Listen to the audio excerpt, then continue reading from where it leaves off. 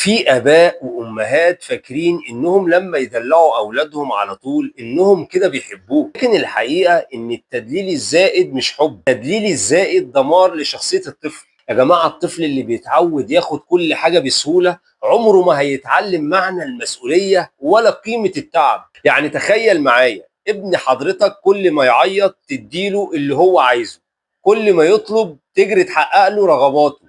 ايه اللي هيحصل؟ الطفل ده هيكبر معتقد ان الدنيا هتديله من غير ما يتعب. يعني مثال يا جماعه، كل ما يقع في مشكله تجري تحلها مكانه، هيطلع ضعيف الشخصيه، ما عندوش مهاره انه يواجه الحياه بنفسه.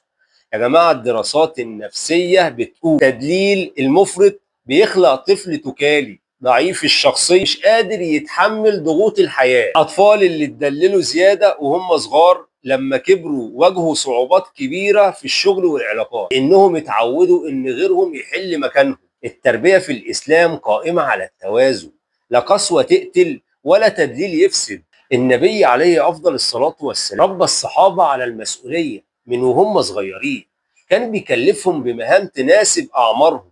فالحب مش معناه انك تسيب الطفل يعمل كل اللي هو عايزه، الحب الحقيقي انك تربيه على الصح. طيب الحل ايه؟ خلي في حدود للتدليل، يعني مش كل طلب يتنفذ وكل بكاء يستجاب. يعني علم ابنك قيمة التعب، يعني ما تديلهوش حاجة إلا بعد ما يحقق شرط أو يعمل مجهود. يعني يديله مسؤوليات صغيرة زي إنه يرتب سريره، يساعدك في البيت، يحافظ على أدواته.